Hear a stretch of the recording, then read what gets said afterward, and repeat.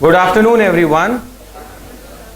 In the last turn, we all studied something about the definition of economics, something about the nature of economics, and something about micro and macroeconomics. Well, today, proceeding further, we will move towards nature of economics. Friends, not only nature of economics, in fact, we should now try to understand the nature of any other thing.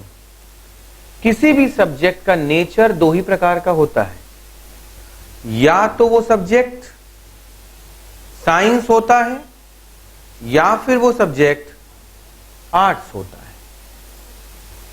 मैं आपको जो आज दिमाग clear करूंगा वो सिर्फ economics as a science या economics as a art नहीं क्लियर करूंगा, बल्कि any subject as a science और any subject as a art क्या होता है वो क्लियर करने की कोशिश करूंगा. एंड बाय डिफॉल्ट क्लियर हो जाएगा कि इकोनॉमिक्स इसलिए साइंस है या आर्ट है. देखिए, कोई भी सब्जेक्ट साइंस कब होता है? When is any subject known as science? सोच के बताइए, ये सब्जेक्ट साइंस कब होता है? वेल, कोई भी सब्जेक्ट साइंस तब है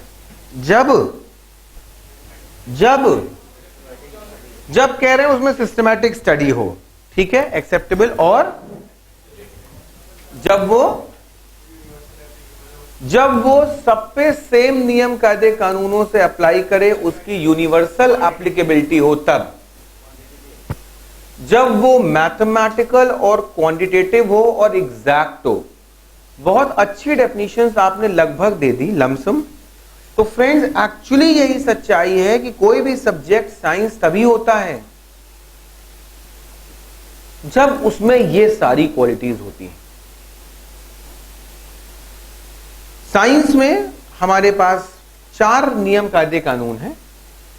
ये 4 अगर कोई चीज क्लियर कर रहा है तो वो सब्जेक्ट साइंस है. Number 1, it has a systematized body of knowledge. जैसे किसी और आम साइंस वाले सब्जेक्ट का नाम लो, कोई और साइंस वाले सब्जेक्ट का नाम लो. क्या बोला? फिजिक्स, बिल्कुल ठीक बात है. और कोई? केमिस्ट्री. तो कह रहे सिस्टमटाइज्ड बॉडी ऑफ नॉलेज. केमिस्ट्री में कोई साइंस साइड का बच्चा यहां बैठा हो तो बता देगा, वो एक टेबल नहीं होता है, उसमें टेबल में सारे पीरियोडिक टेबल. हाँ, पीरियोडिक टेबल एक सिस्टमैटिक व्यवस्था है पढ़ाई करने की. 9th-10th में भी पीरियोडिक टेबल तो पढ़ाई हम लोगों ने.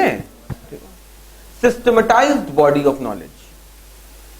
ऐसे इकोनॉमिक्स में भी सिस्टम्स होते हैं, फॉर्मुलेज होते हैं, पढ़ाई होती है, डेफिनेशंस होती है, रूल्स हैं, रेगुलेशंस हैं. केपेबल ऑफ मेजरमेंट, चीजें नापी जा सकती हों. तो केमिस्ट्री में चीजें नापी जा सकती हैं. क्या फिजिक्स में चीजें नापी जा सकती हैं? हाँ. क्या इकोनॉमिक्स में चीजें नापी जा सकती हैं? हाँ. क्या क्या नापते हैं इकोनॉमिक्स में हम लोग? इलास्टिसिटी, इन्फ्लेशन, इनकम, डिमांड वगैरह. तो इसका मतलब इकोनॉमिक्स में भी चीजें are capable of measurement. Next है ओन मेथोडोलॉजिकल अपरेटस. हमारे पास खुद के पास अलग अलग तरीके के मेथड्स हैं, सिस्टम्स हैं, हिंदी वर्ड क्या होता है? यंत्र हैं चीजों को नापने के लिए. तो क्या इकोनॉमिक्स में हमारे पास खुद के फॉर्मुलेज हैं? हाँ है. तो ये तीसरा क्राइटेरिया भी इकोनॉमिक्स ने पूरा कर लिया. अब देखिए, मैं सब चीजों की कैरेक्टरिस्टिक्स अदर सब्जेक्ट्स की भी बता रहा हूं और इकोनॉमिक्स की भी बता रहा हूं. अदर सब्जेक्ट्स जो साइंस है वो भी बता रहा हूं और इकोनॉमिक्स भी बता रहा हूं. Ability to forecast. ये फोरकास्ट क्या है? Future prediction. क्या फिजिक्स और केमिस्ट्री में हम फ्यूचर प्रिडिक्शन करते हैं? और क्या, फिजिक्स केमिस्ट्री में तो करते ही, और कहां करते हैं? क्या इकोनॉमिक्स में फ्यूचर प्रिडिक्शन कर सकते हैं? कह रहे कर सकते हैं. तो मुझे आप में से कोई एक बच्चा इकोनॉमिक्स के फ्यूचर प्रिडिक्शन का एग्जाम्पल दे सकता है क्या? क्या इन्फ्लेशन डिफ्लेशन बताओ. हाँ, अच्छा, तो क्या क्या फिर तुमने फ्यूचर प्रेडिक्शन किया, क्या फोरकास्ट किया?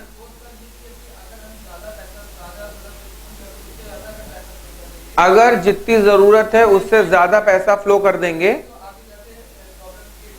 आगे जाके प्रॉब्लम क्रिएट हो सकती है, ये फोरकास्ट किया।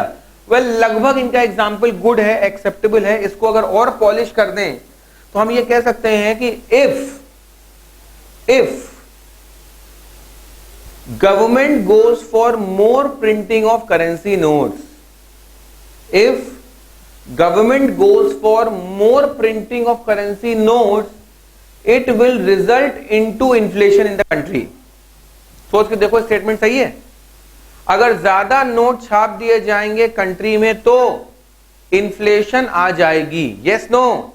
यस सर, इन्फ्लेशन आ जाएगी। ठीक है, तो क्या हमने इकोनॉमिक्स में फोरकास्ट कर दिया? हाँ, हमने इकोनॉमिक्स में फोरकास्ट कर दिया। अच्छा, क्योंकि ये सारी चीजें इकोनॉमिक्स फॉलो कर रही है, क्योंकि ये सारी चीजें इकोनॉमिक्स फॉलो कर रही है,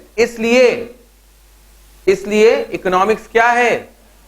इसलिए इकोनॉमिक्स साइंस है। नेक्स्ट है इकोनॉमिक्स एज एन आर्ट। कोई भी सब्जेक्ट आर्ट कब होता है? कोई भी सब्जेक्ट आर्ट कब होता है? तो कह रहे कोई भी सब्जेक्ट सर आर्ट तब होता है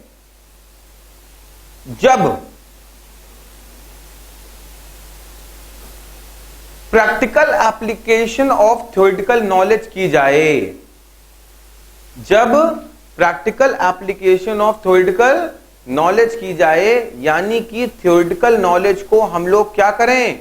रियल लाइफ में प्रैक्टिकली अपनाएं। साइंस के थ्रू हमने फॉर्मूला बना लिया, और फॉर्मूला बनाने के बाद तब हमने उस फॉर्मूले को आगे जाके अप्लाई किया। तो जब अप्लाई किया तो उसे हम क्या कहते हैं? तो उसे हम कहते हैं आर्ट। ये एक कला है, अप्लाई करना एक आर्ट है, कला है। नेक्स्ट है प्रोवाइड्स प्रैक्टिकल सॉल्यूशन।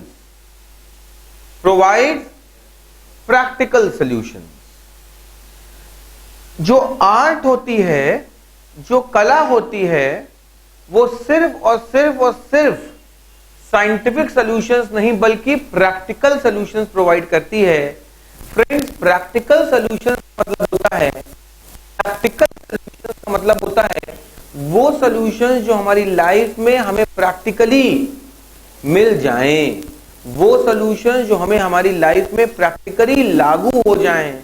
ऐसी चीज जो कल्पना के परे है, that is not a practical solution. A real life solution which can actually be applied is known as practical solution. तो इसलिए अगर हम लोग डिस्कस करें क्या इकोनॉमिक्स हमें प्रैक्टिकल सॉल्यूशंस देती है, तो यार इकोनॉमिक्स प्रैक्टिकली सॉल्यूशन तो देती है।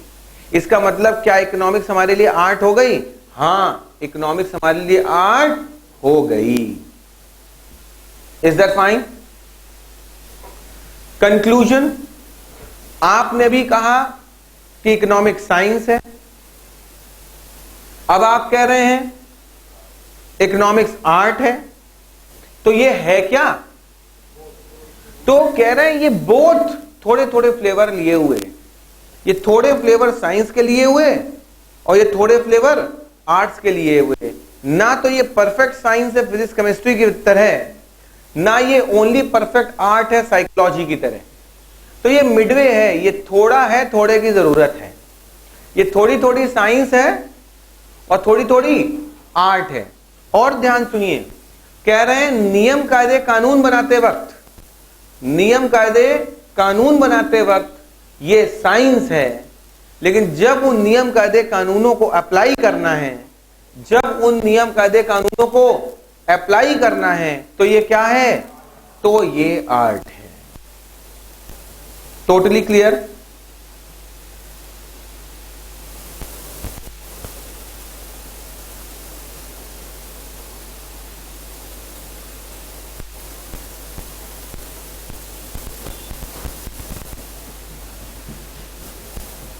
Is that fine? I hope the white board is clear.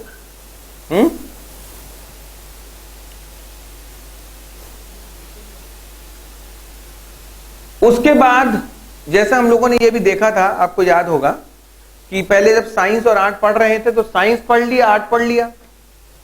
अब क्या नंबर आ रहा है? अब साइंस है अगर तो कौन सी साइंस है? पॉजिटिव साइंस है कि नॉर्मेटिव साइंस है? पॉजिटिव साइंस है कि नॉर्मेटिव साइंस है? तो ये पॉजिटिव नॉर्मेटिव क्या होता है? ओपन करिए किताब और लिखना शुरू करिए. जिस पेज में दिया हुआ है पॉजिटिव साइंस, वही पैराग्राफ में थोड़ा थोड़ा लिखो. लिखिए relates to mathematics, comma exact figures,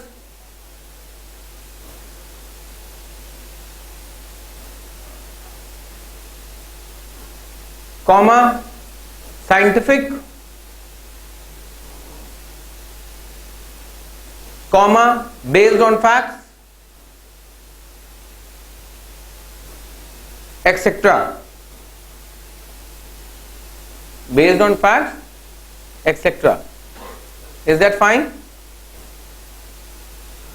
तो अब हम लोग जरा देखें कि कोई भी चीज पॉजिटिव साइंस कब होती है. कह रहे हैं पॉजिटिव साइंस तब है जब नंबर 1 उसके अंदर कॉज एंड इफेक्ट रिलेशनशिप है. क्या है? Cause and effect relationship. Cause and effect relationship का मतलब होता है ऐसा होगा तो वैसा होगा. देयर इज अ कॉज और उस कॉज का कोई ना कोई इफेक्ट है. मेहनत करोगे तो सीपीटी में अच्छे नंबर आ जाएंगे. कॉज क्या है? मेहनत से पढ़ाई करना. इफेक्ट क्या है? मार्क्स लाना. यूं ही पोल्यूशन होता रहा तो ग्लोबल वार्मिंग और बढ़ जाएगी. कॉज क्या है? पोल्यूशन का होना. इफेक्ट क्या है? Global warming. Clear? Deals with positive facts, mathematics होंगी तो वो पॉजिटिव साइंस होगी. जैसे कह दिया mister A is more intelligent than B. Mister A is more intelligent than B. ये पॉजिटिव साइंस नहीं है क्योंकि ये फैक्ट्स पे बेस्ड नहीं है. अगर ये कह दिया mister A is 5 kgs more heavier than B, mister A is 5 kgs more heavier than B, तो ये क्या है? तो ये पॉजिटिव साइंस है क्योंकि ये किस पे बेस्ड हो गया? फैक्ट्स पे बेस्ड है, नंबर्स पे बेस्ड है, मैथमेटिकल बेस्ड है. इसको नाप सकते हैं, तौल सकते हैं. नेक्स्ट है economics should be neutral between ends. Economics should be neutral between ends. मतलब इकोनॉमिक्स क्या है? न्यूट्रल बिटवीन एंड्स है कि मतलब जो इकोनॉमिक्स के नियम कायदे कानून है वो सब पे बराबर लागू होंगे. वो क्या होंगे? सब पे बराबर लागू होंगे. Neutral between ends. I hope it is clear. Neutral between ends इसलिए बोल दिया गया क्योंकि रूल है, साइंटिफिक है, मैथमेटिकल है, नियम बेस्ड है, तो सब पे बराबर लागू होगा.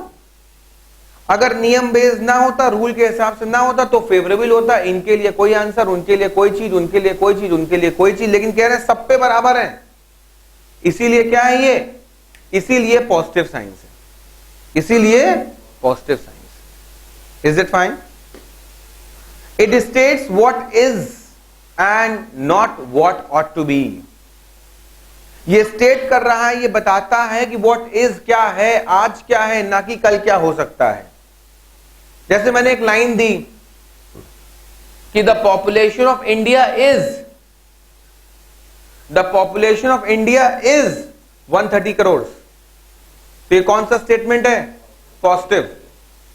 और अगर मैंने कहा if the population increases like this only then very soon we will be 150 crore, तो ये पॉजिटिव स्टेटमेंट नहीं हुआ, क्योंकि ये विल बी के बारे में बता रहा है, वुड बी के बारे में बता रहा है, तो ये क्या हो जाएगा, ये नॉर्मेटिव स्टेटमेंट हो जाएगा। Is that fine everyone? कोई दिक्कत? कोई दिक्कत नहीं। Economics as a normative science. अच्छा, जो जो पॉजिटिव में पढ़ा था उसका रिवर्स हो जाएगा नॉर्मेटिव में। इसी का रिवर्स देखिए नॉर्मेटिव, अगर इसमें कह रहा है डील्स विद पॉजिटिव फैक्ट्स, तो उसमें कह देगा not with positive facts, it involve value judgement. Value judgement का मतलब क्या हो गया, मैथमेटिकल बेस नहीं, समय के हिसाब से जो दिल से आवाज निकल जाए, जो उचित लगे, जो अच्छा लगे, that is what is known as value judgement. It states what should be the things. बताया था ना कि व्हाट इसके बारे में नहीं बताता, बल्कि क्या बताता है, व्हाट शुड बी, कल को क्या होगा, कल क्या होगा, आगे क्या होगा, what should B. And it is concerned with welfare propositions. Positive में केवल बताते हैं क्या है, क्या मैथ्स है, वेलफेयर है कि नहीं है, इससे उनको लेना देना नहीं है। लेकिन नॉर्मेटिव साइंस में कहीं ना कहीं वो वेलफेयर के बारे में भी बताएंगे। तो economics is both a positive science, rules बनाते वक्त पॉजिटिव है, लेकिन वाकई जब कंट्री में इंप्लीमेंट करते हैं तो वेलफेयर भी देखते हैं। सरकार अक्सर घाटे का बजट बनाती है। घाटे का बजट क्यों बनाती है? क्योंकि उसे जनता का वेलफेयर भी देखना है, केवल अपना फायदा ही नहीं देखती है। Is that fine?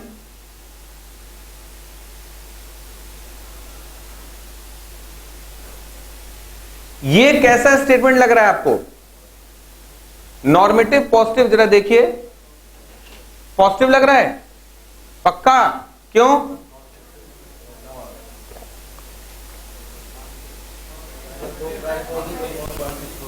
ये लॉ है, रूल है, प्लस साफ साफ कॉज एंड इफेक्ट दिखा रहा है। क्या कॉज दिखा रहा है? कॉज है पैसे कम होंगे अगर, तो इफेक्ट क्या आ जाएगा, डिमांड बढ़ जाएगी, सेल बढ़ जाएगी। तो ये कैसा स्टेटमेंट है? पॉजिटिव। ये कौन सा स्टेटमेंट है? ये भी पॉजिटिव है। ये क्या है? क्यों? कह रहे हैं शुड बी, ऐसा हो जाना चाहिए, should be. Is that fine everyone?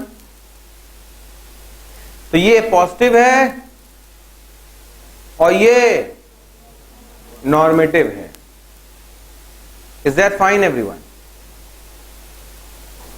आगे चलते हैं, वी प्रोसीड फर्दर। इकोनॉमिक्स क्या है फिर? पॉजिटिव है, नॉर्मेटिव है, बोथ है। तो बोथ कह रहे हैं रूल्स एंड रेगुलेशंस बनाते वक्त, रूल्स एंड रेगुलेशंस बनाते वक्त इकोनॉमिक्स पॉजिटिव साइंस है, लेकिन जब प्रैक्टिकल एप्लीकेशन करने की नौबत आती है तो वो नॉर्मेटिव हो जाता है, तो वो नॉर्मेटिव हो जाता है। I hope it is clear, positive normative. ठीक है, we proceed further. Next topic positive normative के बाद देखिए हमारा क्या है, methods of study. Methods of study का मतलब हो गया इकोनॉमिक्स को पढ़ने के कौन कौन से तरीके हैं। इकोनॉमिक्स को पढ़ने के कौन कौन से तरीके हैं? तो कौन कौन से तरीके हैं इकोनॉमिक्स को पढ़ने के, आइए देखें। Methods of study, number 1 deductive method and number 2 inductive method. Deductive and inductive, ये वर्ड सुने कभी आपने? Ever heard of this words, deductive and inductive? हाँ सर, सुने तो हैं। कहां सुने? डिडक्टिव से क्या सुना हुआ, मिलता जुलता सुना deductive? Sorry, to be deduced, reduce. अच्छा, वो तुमने डिडक्ट से पता कर लिया, डिडक्ट माइनस सब्सट्रैक्शन, ना ना ना, उससे नहीं। डिडक्टिव का कुछ और मतलब है। अच्छा छोड़ो, हटाओ, इंडक्टिव पे आओ। इंडक्टिव वर्ड सुना कभी? हाँ, क्या? हाँ, I think you are right. Appreciation. No, no. Inductive is not appreciation. Scientific word है। इंड्यूसिंग ना ना, इंडक्शन, इंडक्शन क्या होता है? इंडक्शन चार्ज कोई बोला, हाँ ये क्या होता है? हाँ, इंडक्टिव एक साइंटिफिक वर्ड है, transferring of charge from one body to another, transferring of charge from the body having higher charge to the body having lower charge, ये हो गया क्या? इंडक्टिव। तो हमको इंडक्टिव वर्ड से कोई लेना देना नहीं, अपने को यह समझ में आ गया कि इंडक्टिव एक साइंटिफिक वर्ड है। इतना समझ में आ गया ना मोटी बुद्धि से, हा? तो कह रहे हैं मेथड ऑफ स्टडी मतलब एक स्टडी करने का मेथड है साइंटिफिक, उधर वाला मेथड क्या है? साइंटिफिक। और इधर वाला मेथड क्या है? अदर देन साइंटिफिक, मतलब not only art, not scientific. तो आइए इनके अंदर के कंटेंट्स पढ़ते हैं। साइंटिफिक का मतलब फिर वही पॉजिटिव हो गया, साइंटिफिक का मतलब मैथमेटिकल, साइंटिफिक का मतलब कैलकुलेटिव, साइंटिफिक का मतलब based on facts. Deductive method पहले पढ़ रहे हैं, डिडक्टिव मतलब अदर देन साइंटिफिक, ठीक है। डिडक्टिव मेथड से अगर हम इकोनॉमिक्स पढ़ रहे हैं, डिडक्टिव मेथड से अगर हम इकोनॉमिक्स पढ़ रहे हैं, इसका मतलब हम साइंटिफिक तरीकों से नहीं पढ़ रहे हैं, फॉर्मूला बेस्ड नहीं पढ़ रहे हैं, सिस्टम बेस्ड नहीं पढ़ रहे हैं, और अपने एक्सपीरियंस और लॉजिक से काम करने की कोशिश कर रहे हैं। क्या कर रहे हैं? एक्सपीरियंस और लॉजिक से काम करने की कोशिश कर रहे हैं। Laws are deduced logically. जैसे मैं आप लोग की तरफ ध्यान से देखूं, मैं आप लोग की तरफ ध्यान से देखूं और ये कह दूं कि यार तुम लोगों को देख के लग रहा है कि लगभग इस बैच का एवरेज वेट 60 किलोज होगा। तुम्हारी तरफ देख के मैंने अंदाजा लगा लिया कि तुम्हारे बैच का एवरेज वेट 60 केजीज होगा। तो ये मैंने लॉ बनाया कि भाई सीबीटी के बच्चों का एवरेज वेट 60 किलो होता है। कैसे बनाया? अपने लॉजिक से, लॉजिक से बनाया। Logic proceeds from general to particular. Generally बता दिया, जनरली बता दिया कि 60 किलो के देखने में लगते हो तुम लोग। अब एक आध लोगों से पूछे क्या किलो के हो, हैं? तो वो पर्टिकुलर हो जाएगा। पर्टिकुलर, भैया तुम्हारा क्या वेट है? हाँ सच्ची वाला बताना। 70 किलो। कह रहे हैं 70 केजीज के हैं, तो ये मेरे लॉजिक से ऊपर निकल गए, ठीक है। तुम्हारा क्या वेट है? No idea. अरे अरे अपना वेट तो आदमी पता ही होता है पार्टनर। 52। तो ये हमारे एवरेज से क्या हो गई? कम हो गई। लेकिन लगभग एवरेज करेंगे तो 70 और 50 का 60 होता है लगभग, ठीक है ना। Logic proceed from general to particular. पहले जनरल सोच लिया 60 किलो, अब पर्टिकुलर पूछ रहे एक एक आदमी से, ठीक है। Not based on actual facts. मैंने जो बोला था कि 60 किलो के तुम लोग को देखने में लग रहे हो, क्या वो फैक्ट बेस्ड था? क्या मैंने एक एक को बुला के नापा था? नहीं। तो ये हमारा मेथड कौन सा हो गया? ये हमारा डिडक्टिव मेथड हो गया। कौन सा मेथड हो गया? डिडक्टिव मेथड हो गया। अगले मेथड का नाम क्या है? इंडक्टिव। इंडक्टिव में लॉजिकली नहीं होगा, इंडक्टिव में क्या होगा? फैक्ट बेस्ड होगा। तो बुलाएंगे एक एक करके, बुलाएंगे। चलो भैया तुम यहां आके खड़े हो जाओ। यहां नहीं आओ, नहीं एग्जाम्पल है, आ रहा था। एग्जाम्पल है कि तुम यहां आके खड़े हो जाओ। यहां पे वेइंग मशीन रखी है और खड़े हो जाओगे, तुम्हारा वेट नापेंगे 70 किलो। यहां लिख देंगे 70 plus 52 plus 55 plus 65 plus 58 plus 65 plus 67 plus 53 plus ये कल के सारे बच्चों का नाप लिया। Is it fine? और फिर डिवाइड बाय एन कर दिया, डिवाइड बाय एन कर दिया, तो एग्जैक्ट एवरेज आ गया। एग्जैक्ट एवरेज आ गया 60.85। 60 किलो 850 ग्राम एवरेज वेट निकल के आया। तो ये क्या है? Based on collection of facts. Case proceeds from general to particular.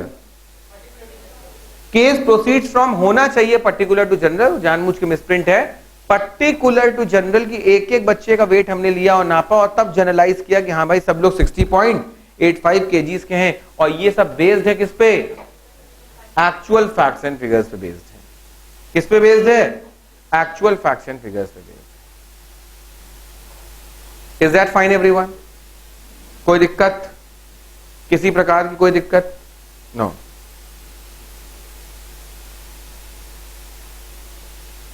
Inductive method हो गया। अच्छा, अब जब वाकई हमको कंक्लूजन बैठाना है कि सीबीटी के बच्चों का एवरेज वेट होता क्या है, तो ये बताओ हम कौन सा मेथड अपनाएं? इंडक्टिव अपनाएं कि डिडक्टिव अपनाएं? इंडक्टिव अपनाएं।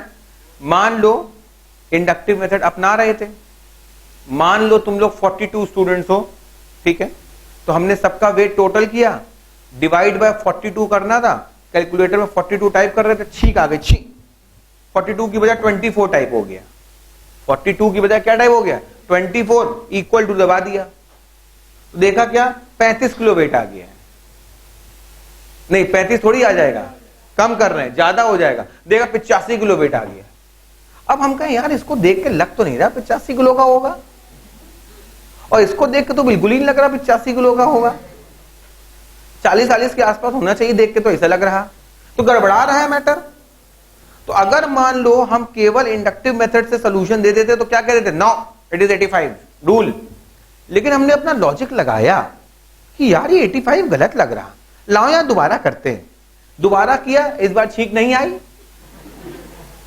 24 की वजह 42 से ही डिवाइड किया, एग्जैक्ट फिगर आ गया 60.85, अब सही आया। तो जो हमने कैलकुलेशन बेस्ड चीज निकाली अपने मन में, उसको साथ ही साथ अपने लॉजिक से भी क्रॉस चेक करें कि हाँ भाई जो चीज आई है लगभग वही होने की उम्मीद है कि नहीं है। Is that fine? इसका मतलब इकोनॉमिक्स में नियम कायदा कानून बनाते वक्त we should use the combo of both methods. वही चीज इंडक्टिव से भी पता लगाओ, वही चीज डिडक्टिव से भी पता लगाओ। Is that fine everyone? कोई दिक्कत? कोई दिक्कत नहीं।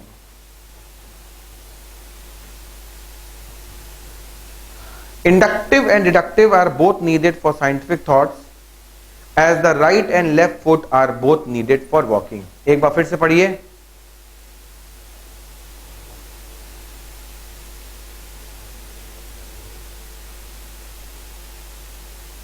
ठीक है, अब मैं आपको थोड़ा सा 5 मिनट का होमवर्क दे रहा हूं, क्लास वर्क दे रहा हूं। मेथड ऑफ स्टडी ओपन करिए मॉड्यूल में, और डिडक्टिव मेथड और इंडक्टिव मेथड में वो सारे पॉइंट जो 3-3 लाइन के थे दिखाए थे उनको किताब में अंडरलाइन करिए। अभी ढूंढ के अंडरलाइन करिए, मैं चेक करने आ रहा हूं, और पूरा इंडक्टिव और डिडक्टिव मेथड रीड करिए, बहुत ध्यान से रीड करिएगा, वर्ड टू वर्ड। ऐसा रीड करिए कि मैं क्रॉस क्वेश्चन पूछूं तो आप जवाब दे पाए। स्टार्ट। आप किसका? हाँ,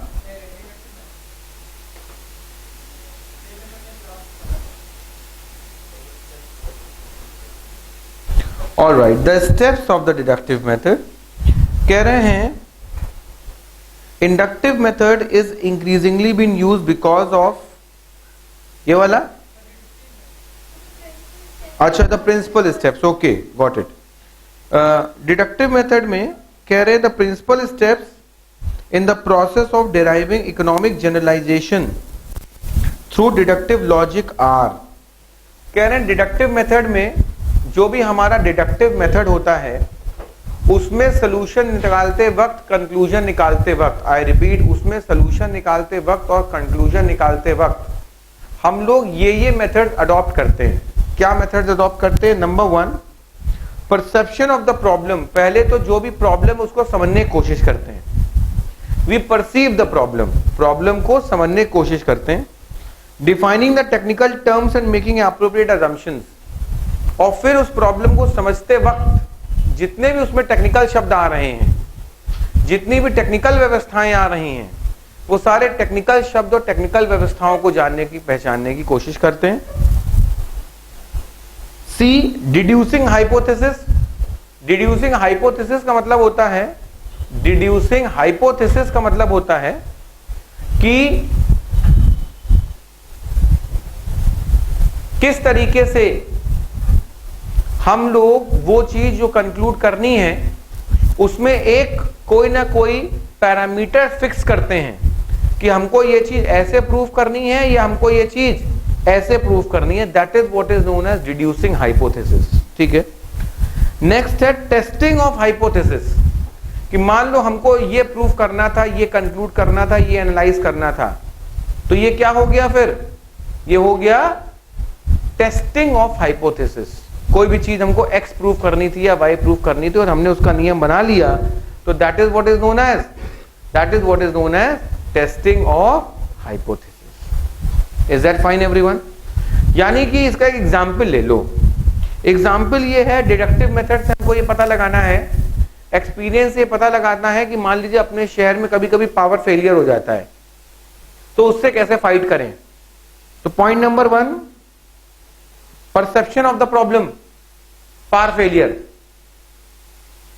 defining the technical terms. Power failure हो गया तो हमको कितने किलोवाट का बैकअप चाहिए, तो टेक्निकल टर्म्स 50 किलोवाट का बैकअप चाहिए। ठीक है, डिड्यूसिंग हाइपोथेसिस, तो ये बताओ जनरेटर लगाओगे कि इन्वर्टर लगाओगे, तो जो फाइनली डिसाइड किया, फाइनली उसको हम टेस्ट कर रहे हैं। हाँ भाई, इन्वर्टर लगा के एक बार देखो क्या हो रहा है, या जनरेटर लगा के एक बार देखो क्या हो रहा है, is what is known as testing of hypothesis. Is that fine? We proceed further. Central economic problems, central economic problems क्या बोल रही हैं? हमारे कंट्री में लगभग 4 प्रॉब्लम्स हैं ऐसी जो समझ में आ रही हैं। We have 4 problems which we can see, which are the central economic problems, पहली प्रॉब्लम है what to produce, बनाए क्या। देश के सामने सबसे बड़ा चैलेंज है, देश के सामने सबसे बड़ा क्वेश्चन है कि बनाए क्या। जो भी हमारे कैपिटल है वो बनाए उस कैपिटल। जैसे मैं ही आपसे पूछ लूं, मान लो तुम्हें चार्टर्ड अकाउंटेंट बनने के बाद अपनी खुद की फैक्ट्री डालनी है, और 2 मिनट के लिए मैं तुमसे कह दे रहा हूं कि फाइनेंस की प्रॉब्लम नहीं है, 1 करोड़ से 5 करोड़ के बीच में फाइनेंस आपको मैं प्रोवाइड कर दूंगा। अब आप मुझे बस सोच समझ के बताइए कि आप किस चीज की फैक्ट्री डालेंगे, और जो आंसर दीजिएगा सोच समझ के दीजिएगा, मैं उस पर क्रॉस क्वेश्चन करूंगा। तो जरा सोच के बताओ काहे की फैक्ट्री डालोगे, सोच के बताओ किस चीज की फैक्ट्री डालोगे। I give you 30 seconds. किस चीज की फैक्ट्री डालोगे? टाइम लग रहा है ना सोचने में, दिक्कत हो रही है ना, यही तो प्रॉब्लम है। क्या कह रहा है? Central economic problem, what to produce, सोच ही नहीं पा रहा है व्हाट टू प्रोड्यूस, आइडिया नहीं लग रहा है क्या बनाए क्या ना बनाए, यही तो प्रॉब्लम है। अब जब तुम एक फैक्ट्री लगाने का नहीं सोचे पा रहे हो, इतना दिमाग तुम्हारा फ्यूज हो गया, खराब हो गया, तो गवर्नमेंट क्या सोचेगी क्या बनाए क्या ना बनाए, कैपिटल गुड्स बनाए कि कंज्यूमर गुड्स बनाए, कैपिटल गुड्स बनाए कि कंज्यूमर गुड्स बनाए, क्या बनाए? कंज्यूमर गुड्स का मतलब हो गया क्या? Oil, soap, clothes, cosmetics, bread etcetera. Capital goods का मतलब क्या हो गया? मशीनरी, बिल्डिंग, रॉ मटेरियल्स, ये कैपिटल गुड्स हो गए हमारे। Is that fine? हाँ, तो ये बहुत बड़ी प्रॉब्लम है कि क्या बनाए हम, ये बहुत बड़ी प्रॉब्लम है कि हम क्या बनाए भाई। एक प्रॉब्लम, ठीक है। दूसरी प्रॉब्लम कह रहे हैं हाउ टू प्रोड्यूस, बनाए कैसे। ये तो कभी हम तुमसे यही नहीं पूछ रहे कि जो तुमने सोचा था वो बनाए कैसे, और दिक्कत हो जाती है। तो कह रहे हैं ऑप्शंस हमारे पास अवेलेबल है, लेबर इंटेंसिव या कैपिटल इंटेंसिव, लेबर इंटेंसिव या कैपिटल इंटेंसिव। मशीनरी से बनाए, टेक्नोलॉजी से बनाए कि मैनुअल बनाए लेबर से, ये हमें डिफाइन करना है, ये हमें डिटरमाइन करना है। ठीक है, आगे आते हैं। फॉर होम टू प्रोड्यूस, किसके लिए बनाएं। जो भी हम माल बनाने वाले हैं वो किसके लिए बना है? For whom to produce. ये बहुत बड़ा क्वेश्चन है, बहुत बड़ा क्वेश्चन है। फॉर होम टू प्रोड्यूस मतलब वो कौन सा टारगेट क्लाइंट है जो हमारा माल खरीदेगा, हम कितना बेच पाएंगे साल भर में? ये बहुत बड़ा क्वेश्चन है, हम कितना बेच पाएंगे। आई रिपीट, ये बहुत बड़ा क्वेश्चन है कि हम कितना बेच पाएंगे। एक कोई टेक्निकल प्रोडक्ट लेते हैं, ठीक है, contact lens, technical product, contact lens बनाने की सोची हमने। कॉन्टैक्ट लेंस जब हमने बनाने की सोची तो आइए कैलकुलेशन करने की कोशिश करें कि कंट्री में हम एक ब्रांडेड कॉन्टैक्ट लेंस बेचने की सोच रहे हैं। क्या सोच रहे हैं? ब्रांडेड कॉन्टैक्ट लेंस बेचने की सोच रहे हैं। तो क्या तुम सोच के या कैलकुलेट करके मुझे बता सकते हो कि तुम्हारी ब्रांडेड कॉन्टैक्ट लेंस इंडिया भर की पॉपुलेशन में कितनी बिक जाएगी साल भर में? अरे क्यों नहीं बता सकते? करना पड़ेगा भैया, सीए हो। हम तुमसे राय मांगने आए हैं कि sir I am a branded contact lens company, can you just please tell me how much contact lens can we sell across the whole country branded? तो कोई तो कैलकुलेशन करोगे। आधा मिनट सोचो, आधा मिनट सोचो, हम टाइम दे रहे हैं सोचने का। थिंक।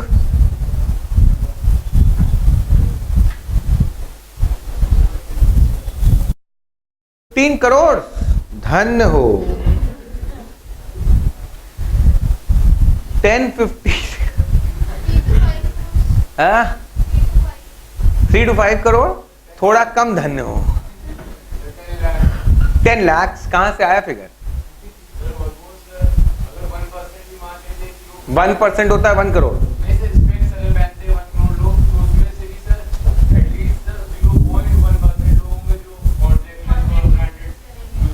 तो वो तो 10,000 में नहीं हुआ जो तुम 0.01 बोल रहे हो। खैर ठीक है, कैलकुलेशन कुछ ऐसा ही होगी। कैलकुलेटर सब लोग लाएं, निकालिए कैलकुलेटर। कितने लोग कैलकुलेटर नहीं लाए हाथ ऊपर करिए।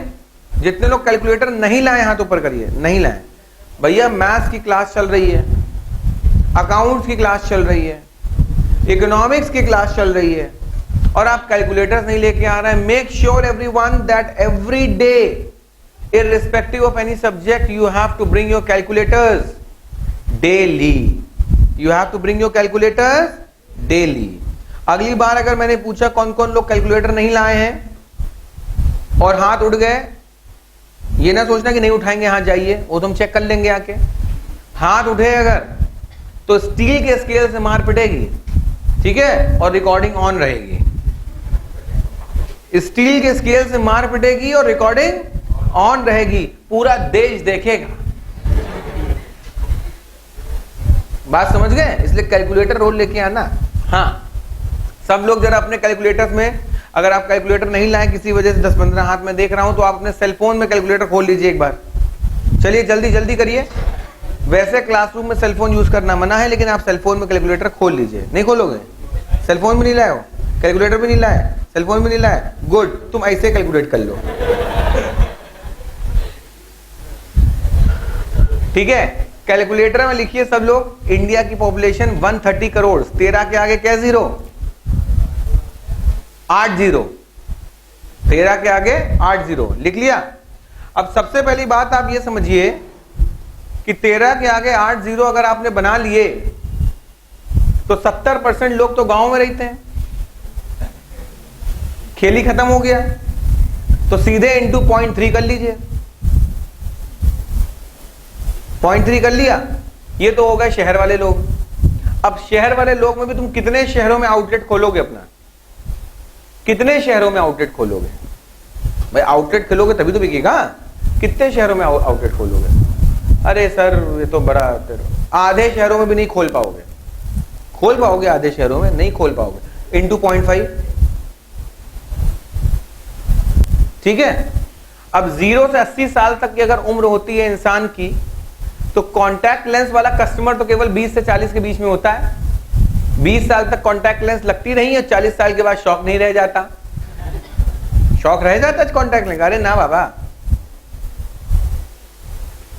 तो इसका मतलब फिर से डिवाइड बाय 4 कर दो, बिकॉज केवल 20 से 40, 1/4 of the population he contact lens की कस्टमर है। डिवाइड बाय 4, ठीक। उसमें भी जनरली देखें तो मेन कॉन्टैक्ट लेंस यूज नहीं करते, जनरली नहीं करते, it is only women game. Divide by 2, divide by 2। अच्छा, ये तो टोटल पॉपुलेशन की बात हो रही है। अब गिनो जरा कितने लोग चश्मा लगाएं। 1 2 3 4 5 6। ठीक है, मान लो 50 लोग में 6 लोग चश्मा लगाएं तो 10% लोग चश्मा लगाते हैं। Divide by 10। ठीक है, आप में से कितने लोगों के पास कॉन्टैक्ट लेंस हैं? हाथ ऊपर कीजिए। एक सही, यही सत्य है, यही सत्य है। तो 10 लोग जिनकी आंखें खराब है उनमें से एक आदमी कॉन्टैक्ट लेंस खरीदता है। ठीक है, डिवाइड बाय 10, कितना फिगर आ गया? 2 लाख बचा।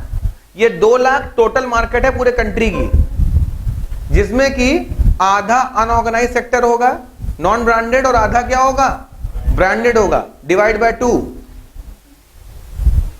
ठीक है, और पूरे कंट्री में 10 ब्रांड्स होंगी कम से कम। कॉन्टैक्ट लेंस की कितनी ब्रांड्स होंगी? 10 ब्रांड्स होंगी। Divide by 10।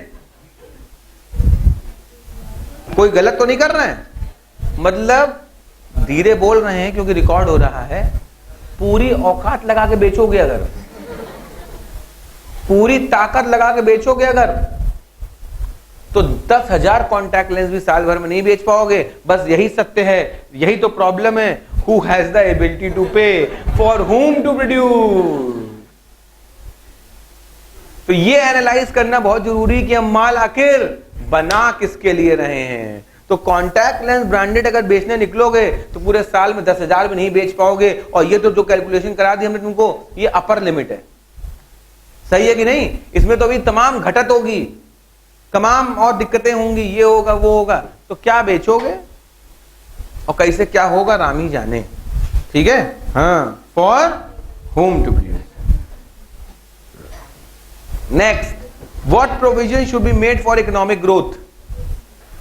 फाइनली फ्यूचर की ग्रोथ के लिए, फाइनली फ्यूचर की ग्रोथ के लिए हमें क्या प्रोविजंस बना के चलने चाहिए? फ्यूचर की ग्रोथ के लिए हमें क्या प्रोविजंस बना के चलने चाहिए कि आज हम ज्यादा इन्वेस्ट करें, आज ज्यादा कैपिटल गुड्स पे ध्यान दें, तो कल चीजों को ज्यादा बना पाएंगे। कल चीजों को ज्यादा बना पाएंगे। आज कैपिटल गुड्स में ज्यादा लगाएंगे तो कल चीजों पे ज्यादा ध्यान दे पाएंगे। तो क्या प्रोविजन हमें आज करके चलना चाहिए इकोनॉमिक ग्रोथ को मैनेज करने के लिए? Is that fine everyone? कोई दिक्कत? कोई दिक्कत नहीं। We keep it till here. Your homework is up to page number 12 I suppose. 12? ठीक है, that's all for the day. Thank you very much.